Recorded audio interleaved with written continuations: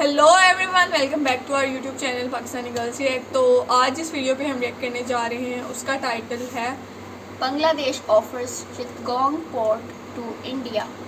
तो इस वीडियो को देखते हैं और एंड पे इसके बारे में बात करते हैं। So let's start. Prashant Dhawan. नमस्कार and I welcome you all to world affairs. मैं हूं प्रशांत धवन। नाउ रिसेंटली आप सब लोगों ने आर्टिकल्स पढ़े होंगे कि बांग्लादेश ने ऑफर कर दिया इंडिया को चिटागोंग पोर्ट। यहाँ पर आप देख पाओगे Bangladesh offers Chittagong port for use to India.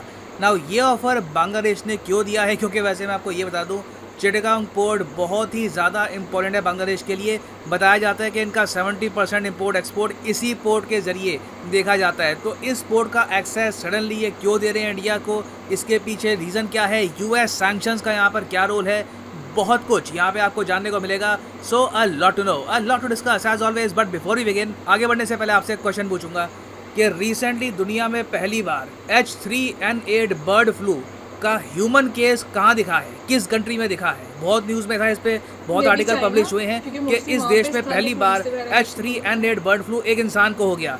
ये है यहाँ पे आपकी ऑप्शन, यूएस, चाइना, जापान या फिर रशिया। कमेंट सेक्शन में करिए उत्तर, सही आंसर मैं आपको दूंगा वीडियो के अंत में। ना हमारे देश के विदेश मंत्री doctor S Jaishankar recently 2 countries को विजिट करने के लिए गए। एक तो बांग्लादेश, दूसरा देश है भूटान। ना बांग्लादेश की जो विजिट थी इनकी, ये काफ़ी सक्सेसफुल रही है। ये जब उतरे, बांग्लादेश के विदेश मंत्री ने इनका वेलकम किया।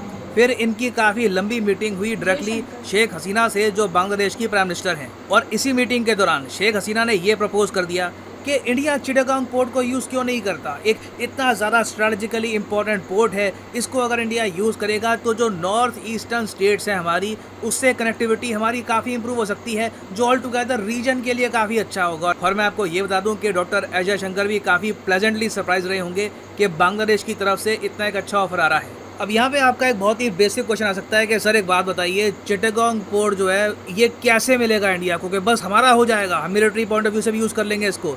तो इसका आंसर है नहीं। यहाँ पर बांग्लादेश ये कह रहा है कि बड़े स्केल पर अगर आपको चिटागोंग पोर्ट यूज़ करना है अपनी नॉर्थ ईस्टर्न स्टेट्स को कनेक्ट करने के लिए with the rest of India, तो आप यूज़ कर सकते हैं। ऑब्वियसली हमको कार्गो के पैसे देने होंगे। एक्चुअली कोई भी बंदरगाह, कोई भी पोर्ट आप यूज़ करते हैं तो आपको वहाँ पे पैसे देने ही होंगे, चाहे वो पोर्ट इंडिया में हो या फिर बांग्लादेश में हो। बांग्लादेश सिंपली यहाँ पर ये कह रहा है कि हम तैयार हैं कि इंडिया चिटागोंग पोर्ट को बहुत ही बड़े स्केल पर यूज़ करना स्टार्ट कर दे। अब यहाँ पर आप पूछेंगे मगर बांग्लादेश ये इतना अच्छा ऑफर हमको क्यों देगा। देखिए इसके पीछे 3 से लेकर 4 मेजर रीजंस हैं। पहला रीज़न मैं आपको ये बता रहा हूँ कि बांग्लादेश की रीजनल लेवल पर एक राइवलरी चलती है म्यांमार के साथ। म्यांमार में आज के समय आपको पता होगा मिलिट्री रूल चल रहा है, यहाँ पे जो आर्मी चीफ है ये तानाशाह बन चुका है। मगर सैंक्शंस और डिक्टेटरशिप के अंडर भी हम देख रहे हैं कि म्यांमार लगातार अपनी इकोनॉमी को ग्रो कर रहा है और बांग्लादेश को थ्रेट ये है कि बहुत सारे सेक्टर्स में इन द फ्यूचर म्यांमार टक्कर दे सकता है बांग्लादेश को। फॉर एग्जांपल यहाँ पर आप देख पाओगे, ये बांग्लादेश के मीडिया का आर्टिकल है, ढाका टाइम्स में लिखा हुआ है कि जो म्यांमार की नई पॉलिसी है ये थ्रेटन करती है बांग्लादेश के फार्मास्यूटिकल एक्सपोर्ट्स को। उस सब के अलावा आप अगर देखो तो बांग्लादेश ये भी जानता है कि इंडिया लॉन्ग टर्म में म्यांमार पे ज़्यादा डिपेंडेंट हो सकता है नॉर्थ ईस्ट स्टेट से कनेक्ट करने के लिए, और बांग्लादेश इस रेस में पीछे छूट जाएगा। क्योंकि आपको पता होगा कि इंडिया ने क्या किया है कि कलादान मल्टी मोड प्रोजेक्ट के अंडर हमने डेवलप कर लिया है म्यांमार में एक पोर्ट सितवे के नाम से। अब ये जो पोर्ट है, यहाँ पर सीधा जो कार्गो है, जो माल है इंडिया का, ये यहाँ पर कोलकाता से ट्रैवल करके आएगा सितवे पोर्ट में।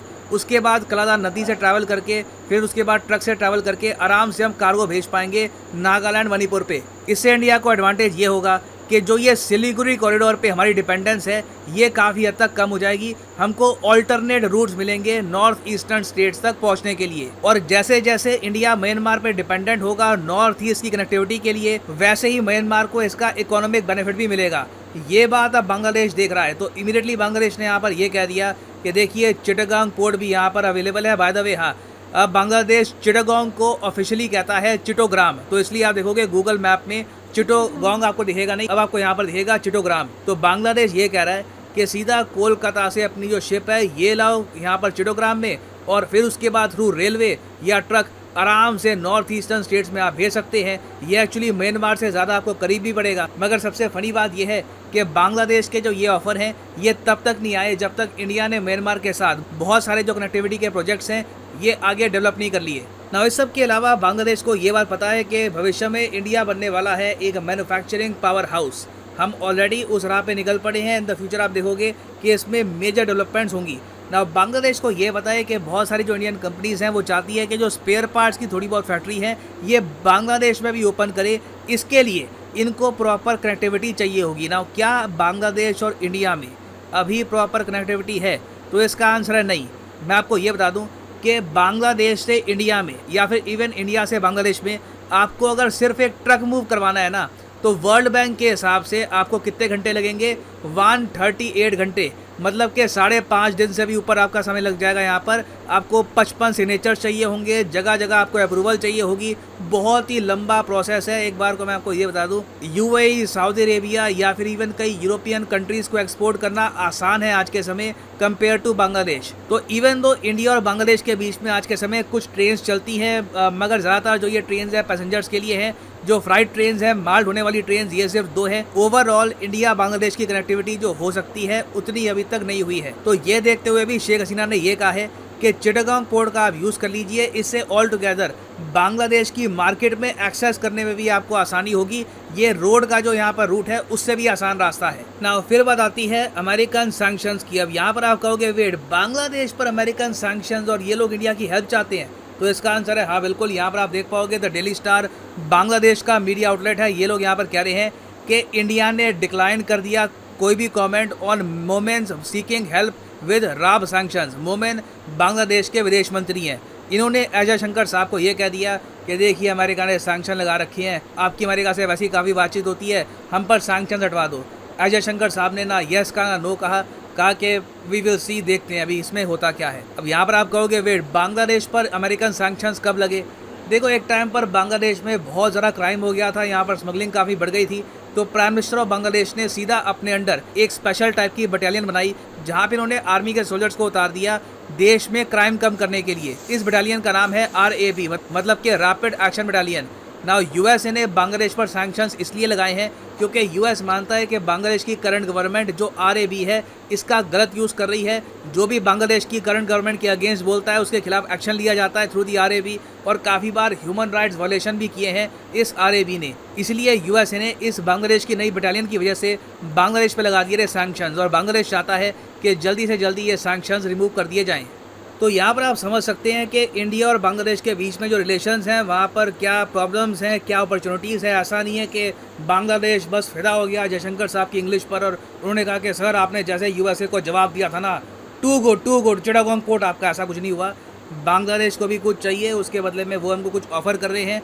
देखना ये होगा कि इंडिया ये ऑफ़र पिकअप करता है या नहीं करता। ऑब्वियसली ये हम ऑफ़र लेंगे तो कहीं ना कहीं बांग्लादेश की हेल्प भी करनी पड़ेगी सैंक्शंस के मामले में, और जगह भी कनेक्टिविटी के मामले में भी। तो ऑब्वियसली इंडिया इस ऑफ़र को जांचेगा, परखेगा, फिर हम सोचेंगे कि हमको यहाँ पर ये पोर्ट यूज़ करना चाहिए या फिर नहीं। तो इस पूरी वीडियो में जो है वो हमें बेसिकली इंडिया और बांग्लादेश के रिलेशंस देखने को मिले।